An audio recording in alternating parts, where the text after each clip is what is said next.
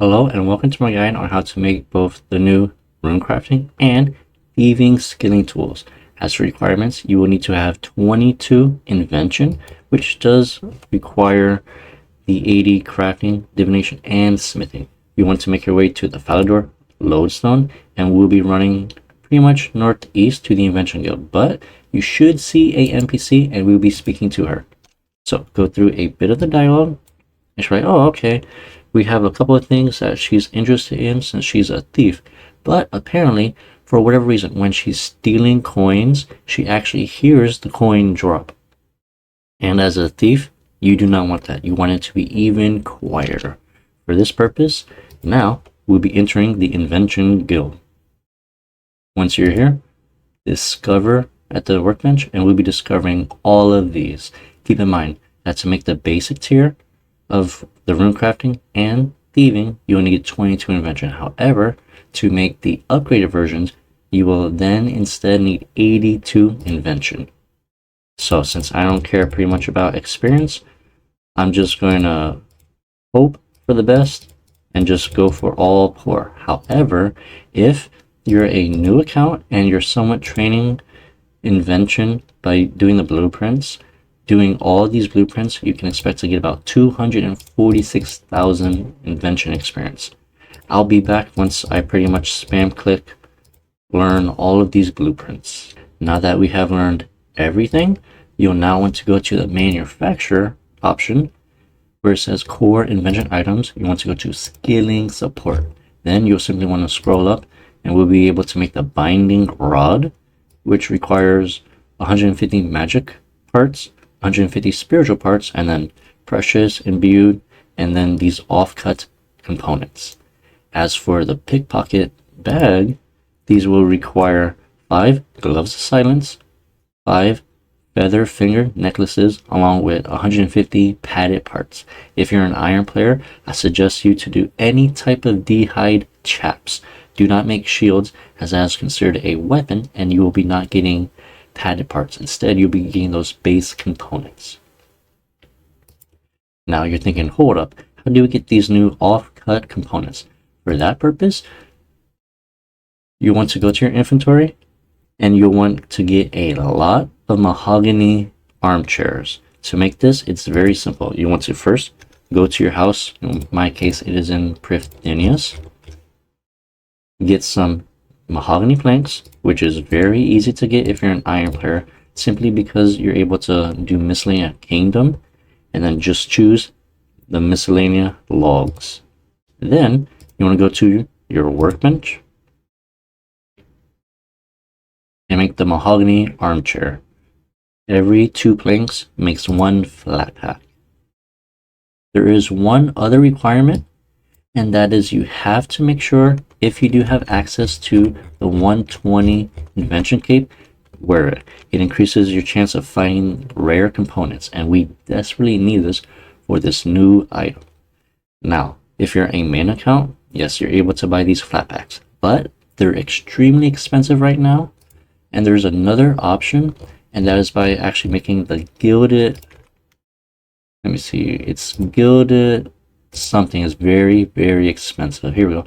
The magical cape rack, which requires 1 magic stone. Pretty much it makes each off-cut component about 150k when you do use these magic stones. Or you can just go for my approach. Just make these flat packs and dismantle them. Even if you're an iron player, you should easily be able to get these components. Then you just want to dismantle for a very long time until you do get these components right here, the offcut components. Now, for the necklaces, you'll want to make your way to any furnace. In my case, I'll be doing Fort Foundry, going to the furnace. You want 5 opals. Make sure they are cut. Go to the furnace, go down, click on silver bar, and you'll want to make sure to make the opal necklaces. Now that you have made the necklaces, you want to go to your magic spellbook, and we'll be using the level 1 enchantment, which requires 1 water and 1 cosmic rune. So enchant those. Once you have enchanted all of them, now we'll be going to click on the memory shard and we'll be going to the Hall of Memories. Or if you do, you can actually use the Eagle Peak Lodestone. This is because we'll be going to the Falcon Tree so that you're able to make those Gloves of Silence.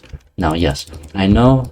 How come you don't just buy the items? This is mainly for iron players because right now, Gloves of Silence, they cost about 500k each, and you'll need 5 of them.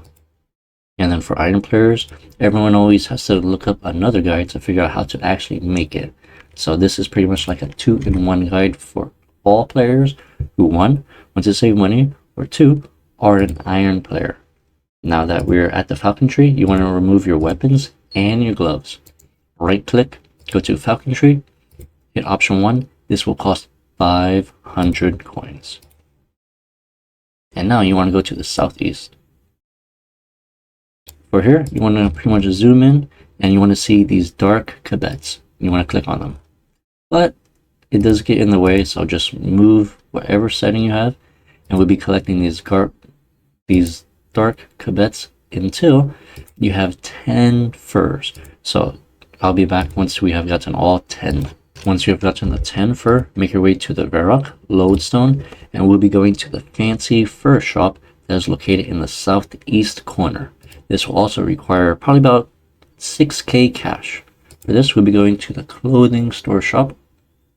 So go to your backpack, you want to right click the NPC, and you should have a fur option. Okay, there we go.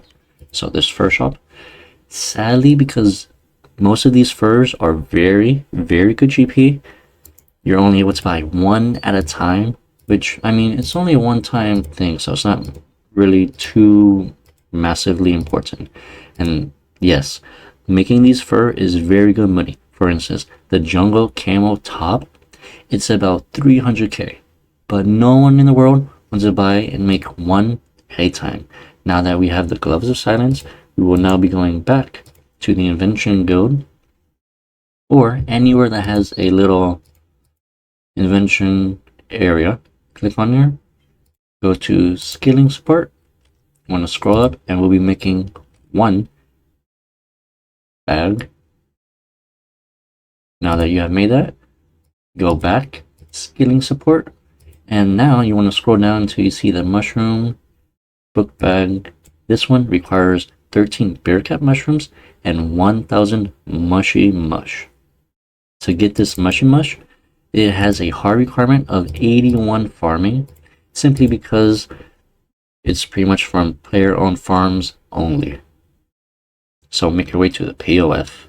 Once you're at the farm, you want to get a Zygamite, which luckily they are fairly cheap to get, and you want to add it into the pen. Then you want to add 1000 Mortmire fungus into the little trough. Make sure you hit the correct item. Then you simply want to take it out, and voila, you have gotten the Mushy Mush. This is the only way to get them. If you do any other animal, you'll actually instead get the variety. Now we make our way back to the invention bench. Let's go. Manufacture. And there is one thing I did purposely forget, and that is because these manufactured components are quite hard to get. In fact, the best way to get them, well, I'm doing talismans since, well, they're fairly cheap in a sense, but you'll probably get one about every 80-ish. Keep in mind, that is with wearing the 120 cape.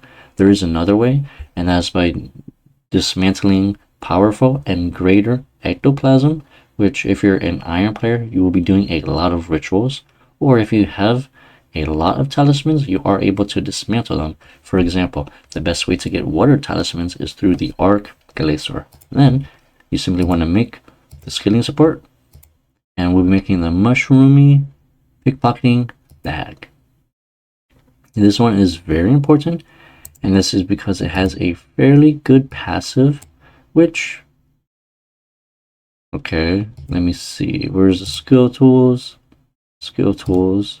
The only perk I do suggest players to do is go for the Oblivious Thieving perk, which you are being avoided being stunned while you are pickpocketing at the cost of 3 times damage. So once you're doing, let's say, dwarf traders, you'll be wanting to rock the Bunyip Familiar. As for the runecrafting tool, you will be making a cured Rada pure essence. For this, players will need 20 unnoted pure essence, 100 air, water, earth, and fire runes. Make your way to a furnace. You want to go to the very bottom left corner where it says pure essence. Then we'll be making the rod. Once you have made this, we'll be needing the offcut components. Then again, just go to your skilling support. You're able to make this once you actually have all the supplies. And remember, the best way is those mahogany armchairs. And then all you simply want to do is click on your rod to carve it. Once you have that done, now you want to go back to the skilling support, going up, and we'll be making the binding rod new. To upgrade this to even further beyond, you'll instead want 150 harmonic dust, and you'll want 4 manufactured components, which again you're able to get by doing water talismans, going to the skilling support, and we'll be making the crystal binding rod new. As for these perks, I am not yet sure which ones to do, since kind of technically some of them are pretty questionable and requires a lot of testing. For instance, wild runes. While you're making any type of runes, let's say the air altar, you'll get a random assortment, so it's like the Arania altar. And while you're making air runes, you get about 1,000, but you make random runes, so I'm not really sure if that's good or not. So with that, thank you all so much for watching this guide on how to make both the thieving and new runecrafting tools. Make sure to follow and subscribe, as I will be testing and making guides on actually using these tools, seeing if dwarf traders is very good and probably even better than those new knights that are found in the Garden of PK'ed. With that, thank you all so much for watching and enjoy the rest of your day.